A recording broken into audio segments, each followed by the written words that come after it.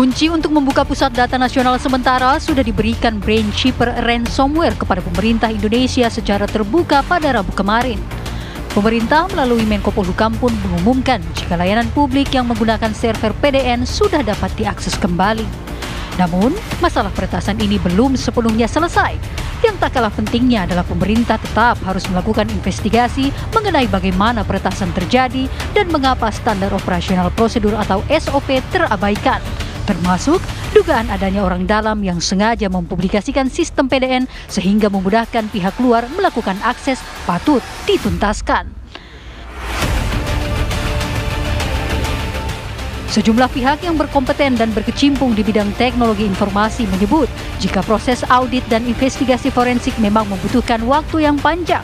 Meski demikian, hal ini menjadi penting guna memulihkan kepercayaan masyarakat dan juga dunia kepada pemerintah dalam hal menjaga keamanan data. Lalu, langkah apakah yang harus dilakukan pemerintah untuk mengungkap kabut tebal peretasan ini? Mungkinkah ada pihak lain yang sengaja mengambil keuntungan dari bobolnya PDN ini?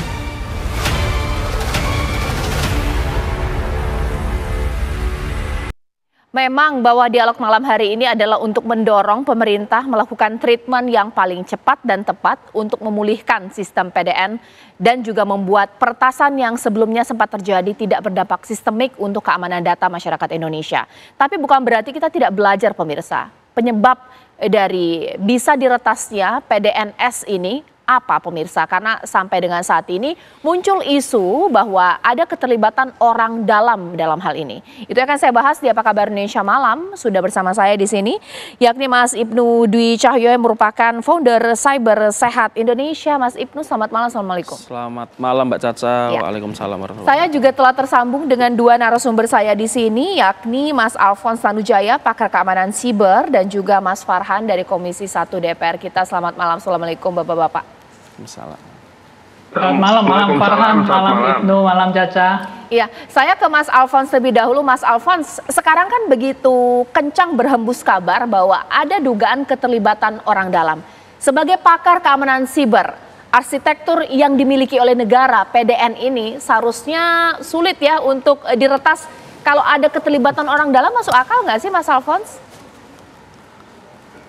Sebenarnya kalau melihat arsitektur yang sekarang, tanpa keterlibatan orang dalam pun itu mudah ditembus ya. Apalagi ada keterlibatan orang dalam seperti yang beberapa hari ini di Twitter rame ya. Jadi ya sebenarnya udah parah ya, jadi lebih parah lagi. Apa yang membuat arsitektur dari PDNS ini gampang diretas? Mungkin tanpa keterlibatan orang dalam. Kita lihat simpelnya saja, satu data center sedemikian besar, harusnya backup itu sesuatu yang mendasar. Jangankan data center, pengguna biasa aja biasa backup. Ini data center yang jauh di atas data center biasa, jauh di atas data center enterprise yang biasa. Ini sama sekali nggak punya backup. Itu mencerminkan satu penerapan security yang luar biasa ceroboh. Apakah itu ngikutin ISO, standar-standar keamanan? Ya kalau backup aja nggak dilakukan ya sangat diragukan dia mengikuti itu gitu loh. Atas dasar itu kita bisa bilang bahwa ya tanpa perlu ada keterlibatan orang dalam pun pengelola PDN ini sudah sedemikian lemah ya. Yang kemarin ya, kita harapkan ke depannya bisa berubah. Oke, sekarang saya ke Mas Ibnu. Mas Ibnu, kalaulah memang ada keterlibatan orang dalam peristiwa ini, sebenarnya apa sih motivasinya? Untuk apa meretas PDN? Apa yang dikejar? Oke, yang pertama ya, yang harus kita ketahui bersama secara umum, adanya kebocoran data itu paling tidak itu ada 3 penyebab. Yang pertama, memang ada serangan dari luar, lalu yang kedua sistemnya sendiri yang rapuh ya, mungkin error atau semacamnya. Lalu yang ketiga memang ada insider atau orang dalam tadi. Nah, untuk menyebut ini penyebab utamanya itu apakah beneran orang dalam, ini kan nanti menjadi tugasnya dari pemerintah.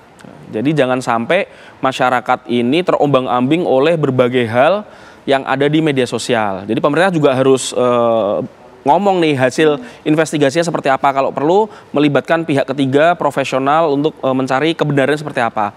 Lalu kalau kita lihat kalaupun memang ada insider yang terlibat, motifnya apa itu kan bisa bermacam-macam. Jadi kita juga tidak bisa tebak-tebak. Mungkin ada yang motif ekonomi, mungkin ada yang motifnya cuman iseng.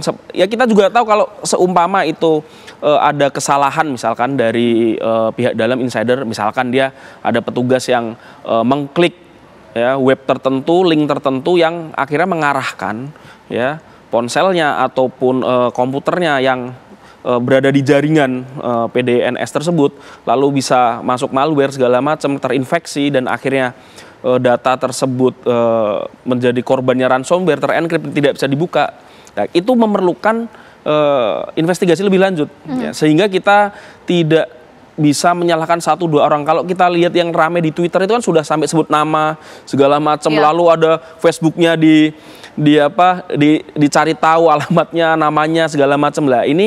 Ini kan kita belum tahu faktanya siapa yang bertanggung jawab terhadap kejadian ini. Jadi sebaiknya juga masyarakat ya ikut menahan diri, dan kepada teman-teman yang punya influence besar di media sosial juga harus menjaga situasi juga, jangan sampai ada pihak yang tidak bersalah menjadi korban karena disalah-salahkan dengan data yang belum valid seperti itu. Oke, nah sekarang saya ke Komisi 1 DPR kita, karena ini kan sudah menjadi huru-hara di masyarakat, banyak yang memperbincangkan, banyak yang menyayangkan, banyak yang khawatir.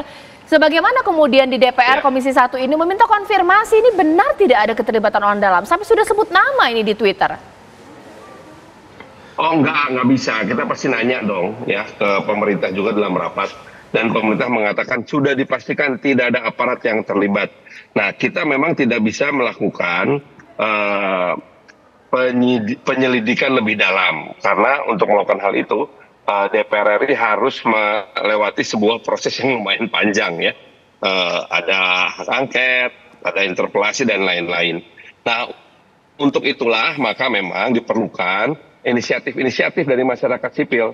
Apa yang dilakukan oleh teman-teman masyarakat sipil melalui akun sosial media dan melaporkan adanya dugaan-dugaan tentang keterlibatan orang dalam, ya itu saya kira harus menjadi salah satu kekuatan masyarakat sipil agar memaksa juga pihak berwenang melakukan penyidikan. Namun terlepas dari ada atau tidaknya orang dalam yang terlibat membantu si ransomware ini, bagaimanapun juga dilihat dari sudut pandang Undang-Undang Perlindungan Data Pribadi, telah terjadi pelanggaran kedaulatan data nasional. Nah, pelanggaran kedaulatan data nasional ini bisa terjemahkan sebagai bentuk pelanggaran hukum. Maka yang bertanggung jawab pun bisa diusut. Nah, tapi tentu saja memang dibutuhkan waktu bagi para ahli hukum untuk mempelajarinya. Harus ada konsekuensi hukumnya, karena bagaimanapun juga kan Undang-Undang Perlindungan Data Pribadi ini dibuat waktu itu dengan semangat untuk menghindari kriminalisasi bagi mereka yang melakukan pengumpulan, penyimpanan, pengolahan data pribadi masyarakat. Nah, artinya memang telah terjadi fakta di mana masyarakat itu data pribadinya disimpan dalam suatu tempat yang pengelolaannya tidak memberikan rasa aman kepada masyarakat. Nah, inilah yang harus kemudian dilihat. Oke lah, tidak ada kriminalisasi ya, maka harus ada yang namanya denda. Pertanyaannya, siapa yang harus dikenai denda? Itu loh. Iya. Karena dampaknya sekarang salah satu yang paling lucu adalah di banyak lembaga negara ya, lembaga pemerintahan, kementerian dan lain-lain, itu sudah tidak bisa lagi menggunakan tanda tangan elektronik. Terpaksa harus tanda tangan basah lagi, surat bertumpuk-tumpuk itu sekarang. Layanan jadi tertahan-tahan. Jadi surat yang biasa ditandatangani dengan menggunakan QR code itu sedang tidak bisa sekarang karena sistemnya hancur berantakan. Oke, ditahan dulu Mas Farhan, nanti saat lagi saya akan tanya kepada Mas Alfons. Sebenarnya Mas Alfons, ketika PDNS ini diretas, yang pertama kali begitu terdampak adalah sistem keimigrasian. Kalau dari hemat Anda, kiranya apakah ada tujuan tertentu dalam tanda kutip kenapa kemudian itu yang diserang? Kita tidak tahu apa motivasi dibalik diretasnya oleh branch shipper dari PDNS sesaat lagi.